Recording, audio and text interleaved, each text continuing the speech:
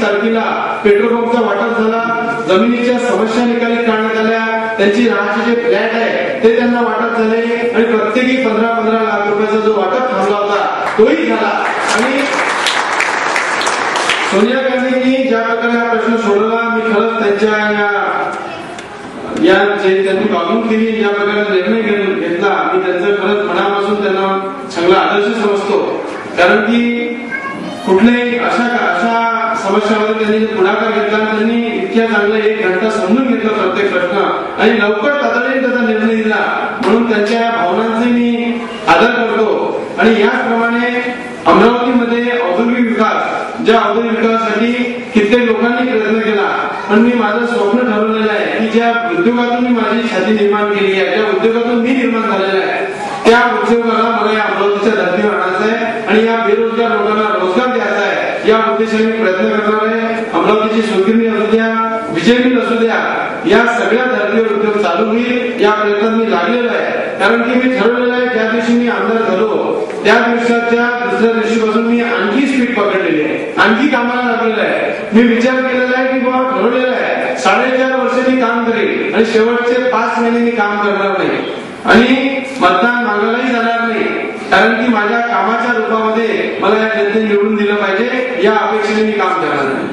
नाही तर प्रत्येक आमदार होतो, आमदार झाल्यानंतर तो 4 वर्ष आराम करतो आणि शेवटच्या 1 वर्षामध्ये भूमिपूजनाची योजना त्यांची चालू होते आणि भूमिपूजनाचं काहीतरी समोर एक उदाहरण घेऊन ते पुढच्या 5 वर्षासाठी मतं मागतात. हा मला असा आमदार व्हायचं नाहीये. कारण माननीय माझे आमदार जे आहे त्या माझ्या आईसारखेच आहे. त्यांना मी आईचंच एक रूपामध्ये त्यांना आदर्श दिलेला आहे आणि त्यांनी मला मुलाच्या रूपामध्ये काम करण्यासाठी जी संधी दिलेली आहे, मी माझ्या आईचं नाव मोठं करणार आहे. हे मी ठरवलेलं आहे.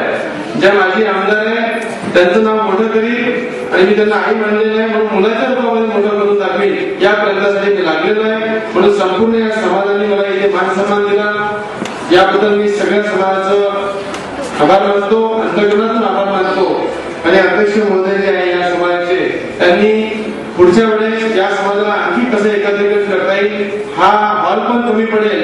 कारण की राणे साहेबांनी ज्याप्रमाणे समाजासाठी जे केलेलं आहे, शून्यातून त्यांनी निर्माण केलेलं आहे आणि त्यांचा परिवार जो समाजामध्ये आपुलकी ठेवतो, हीच आपुलकी या समाजामध्ये बसलेल्या प्रत्येक व्यक्तीनं आपापल्या परीने जर ठेवली तर मला असं वाटते राणे साहेबांसारखं सगळ्यांचं मन जर मोठं झालं तर हा समाज वाढवण्यासाठी काही वेळ लागणार नाही, हा समाज चांगल्या प्रकारे वाढेल हे मला असं वाटते. आणि सगळ्यांनी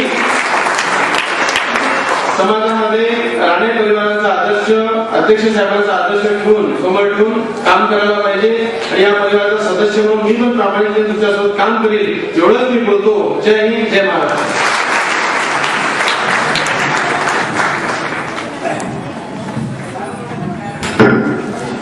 धन्यवाद आमदार साहेब. आपले आशीर्वाद व मार्गदर्शन भ्रातृमंडळाच्या पाठीशी असल्यावर मंडळ निश्चितच घोडदौड करेल. पुनश्च धन्यवाद. आभार प्रदर्शन म्हणजे एक न संपणारा ऋणानुबंध असतो. ती एक संस्काराची देवाणघेवाण असते आणि याची जाण ठेवूनच मी धन्यवाद साहेब. आमचा हा वार्षिक संमेलनाचा प्रोग्राम 2 दिवसाचा होता.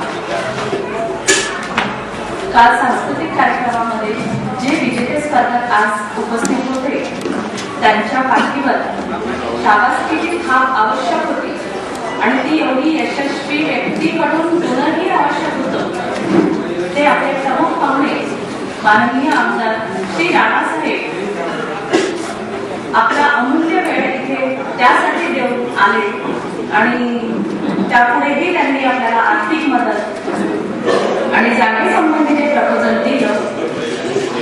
त्या प्रपोजल संबंधी आमचे अध्यक्ष आणि कार्यकारी विचार करून त्यांच्याकडे जातीलच. त्यासाठी मी भ्रातृमंडळातर्फे त्यांचे आभार मानते. आपल्याला त्यांचे नेहमीच घरगुती म्हणा किंवा प्रोफेशनल म्हणा असे मार्गदर्शन लाभते. ते माननीय श्री प्रदीपभाऊ बाजार त्यांनी आपल्याला अमूल्य वेळ करून आमच्यासाठी अगदी विनोदाचं मार्गदर्शन केलं. त्यासाठी त्यांचं सुद्धा मनापासून आभार. युवा संघटनेच्या कार्यक्रमात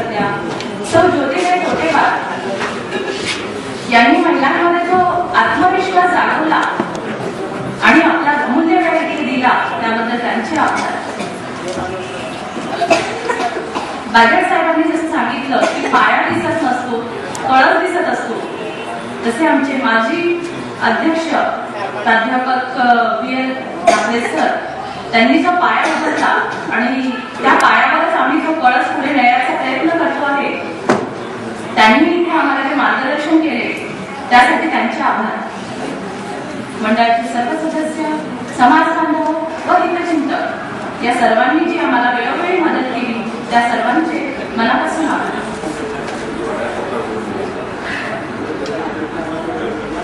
आज आपल्या स्नेहभोजनासाठी आयोजन केलेलं आहे, त्या आयोजनासाठी ज्यांनी मदत केली ते श्री संजय सोपान सुपे व श्री रामभाऊ निवृत्ती कोणते त्यांचे दातृमंडळातर्फे आभार.